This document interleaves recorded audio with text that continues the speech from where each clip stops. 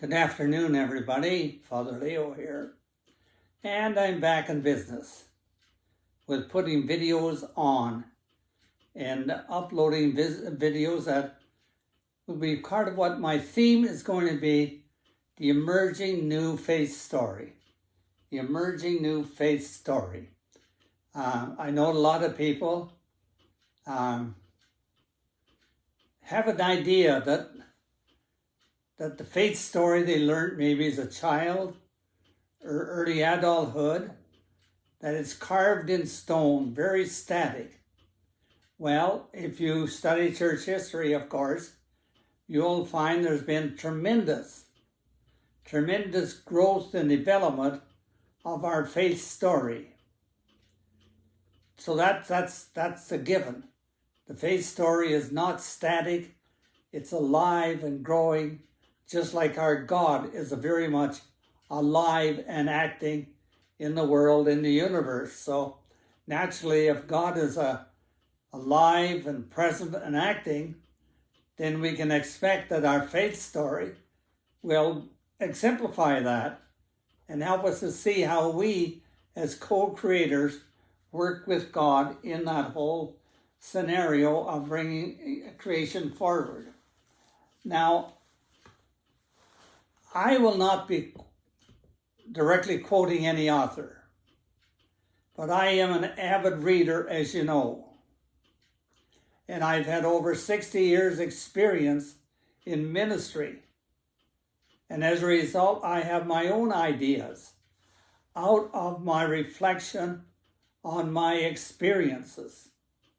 And I'll be drawing in that, number one. I would never teach or say anything that I didn't believe in my heart. I would never quote somebody just for the sake of quoting them. No, it's going to be my lived experience and how I saw and see God in them, or how I see Jesus, the Christ, acting in our world, and how people respond to that. So that's a given. Now, there are a lot of other authors whom I've read because, as I said, I am an avid reader. I think, for example, of Father Richard Rohr, famous man. Brian McLaren, another favorite author of mine. Elizabeth Johnson, Joan Chichester, Teilhard de Chardin, Elio Delio, Brian Swimme, and it goes on and on. Omerku, Damien Omerku. So it goes on and on, the authors who I've been immersed in the last number of years and who have richly enriched my life, my faith life, myself as a person. So, yeah, I'm drawing on their wisdom, but not directly. It's any wisdom that comes out from within me. It has first lived inside me. And only then do I bring it to the outside in a lecture form, if you will, in a lecture form. We know that evolution is a part of it. Now, I've gone through the whole process of evolution from the day they said it's a theory and people argued against it till all that we have gained now from, people like Brian Swimme, Desjardins, and others. We know that evolution is an energy-filled movement into the future. That it began roughly 14 billion years ago with the Big Bang, where energy and matter became one, spirit and matter became one, and the universe and all the planets out there, millions and millions of them that have been born, and some of them have died, but they're out there, all part of that Big Bang and the embodiment of God there. So in a sense, that's the first incarnation. Jesus would maybe be later on, as we know, but the embodiment of God has been in our creation story right from the very beginning. And of course, we know our creation story is older than 6,000 years. It's 14 billion, roughly speaking, more or less. So that's the thing. Evolution is very real, and everything is moving forward. And that is certainly true with our faith story, because one of the big things that has happened is that we've been able to bring together science and religion. They are not opposed to each other, but science and religion are two wisdoms, if you will, that blend together very beautifully. And as somebody has said, and I don't know who, but I'll repeat it, is that science without religion lacks a soul, and religion without science is blind.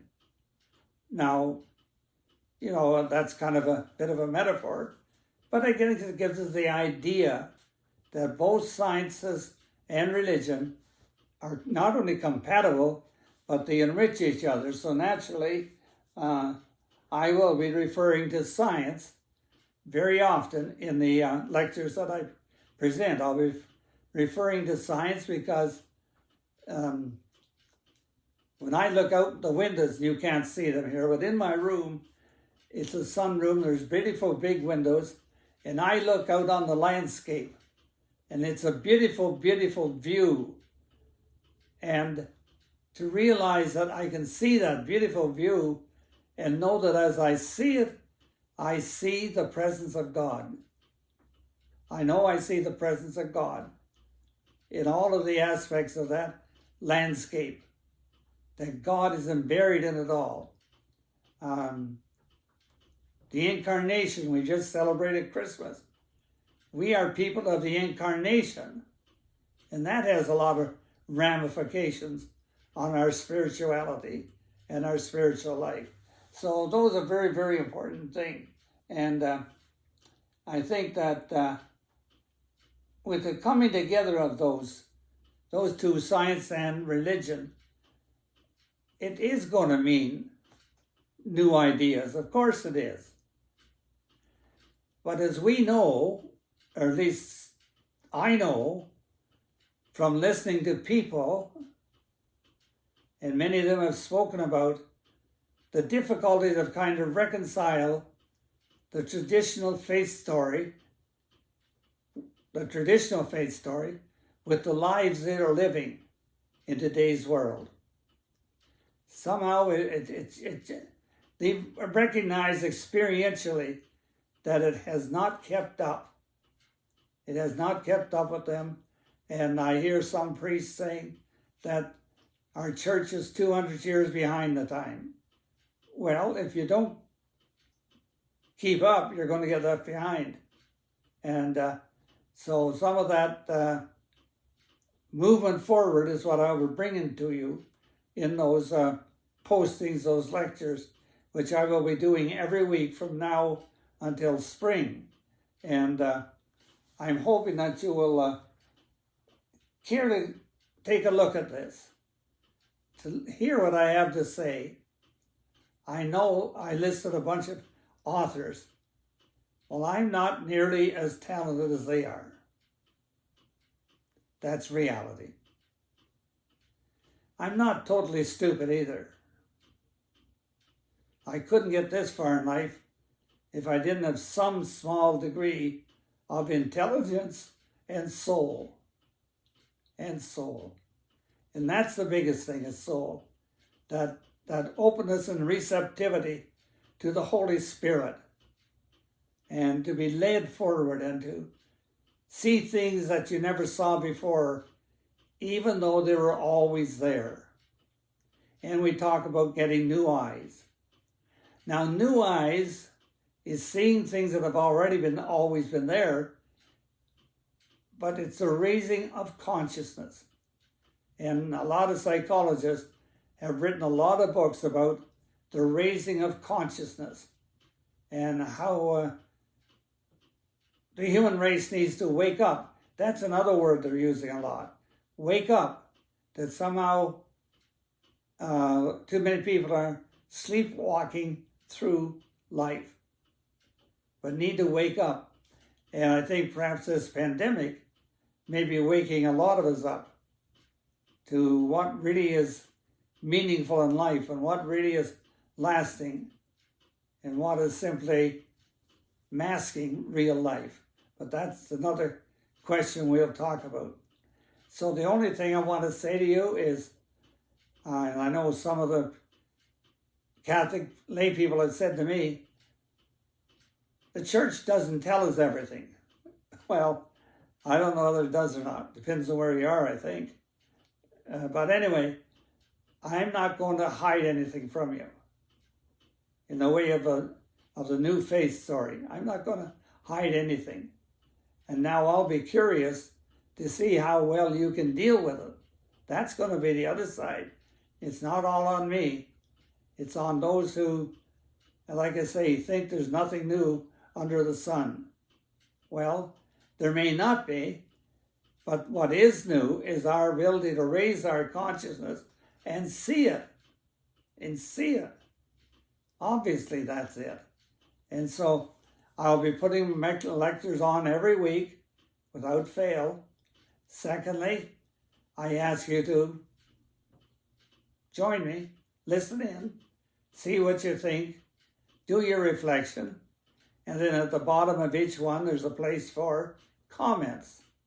And I would really like you to make comments, because if I can really develop this series, then I hope to turn it into a book come spring. That would be my long-term plan, if that is possible. But I would say to you, if you want to get a handle on the emerging news story, tune in here at leospot.ca every week, and I'll be bringing to you a faith story. And like I said, some of it will come out of my own lived experience. I think the first one I'm going to do, just to show you this, I'm going to talk about the event that led me to cancel limbo. Now, that may not seem very important today, but 50 years ago it was important, or no, rather 60 years ago, that was important. Now we know that later on, Pope John Paul followed my example, but that was later. But anyway, that was my experience where God worked in the context of an experience to give me an insight, a wisdom to cancel limbo for the health and well-being of a mother who had just given birth to a child who had died without baptism. Okay? So God bless, and I'm looking forward to coming to you every week with a new piece of the story, and I hope you'll tune in and reflect, listen to it, reflect, and I would really love it if you would put some kind of a comment at the bottom. I would really like that, because it would help me immensely to hear from you. So until next week, God bless.